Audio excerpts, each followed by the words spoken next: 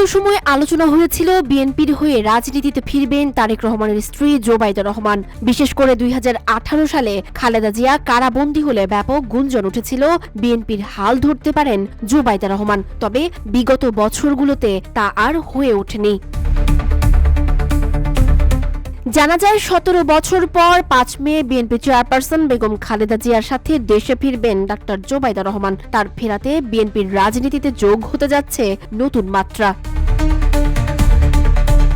অতীতের গুঞ্জনের মতো এবারও দেশে ফেরাকে ঘিরেও ডালপালা মেলছে জোবাইদা রহমানের রাজনীতিতে সক্রিয় হওয়ার বিষয়টি। বিশেষ করে তারেক রহমান যেহেতু এখনই ফিরছেন না আর তার স্ত্রী জোবাইদা আগেই ফিরছেন, ফলে রাজনীতিতে তার ফেরার এই গুঞ্জন আরও জোরালো হচ্ছে।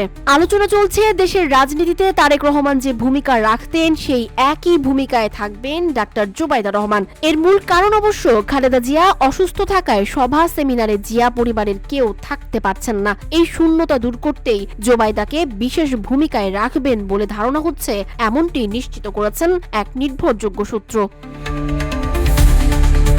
বিএনপির একাধিক বিশ্বস্ত সূত্র বলছে দেশের রাজনীতিতে তারেক রহমান যতদিন ফিরছেন না ততদিন তার হয়ে জোবাইদা রহমানের নেতৃত্ব দেওয়ার সম্ভাবনা রয়েছে। তবে এই সবকিছুই বিএনপির ভারপ্রাপ্ত চেয়ারম্যান তারেক রহমানের উপর নির্ভর করছে।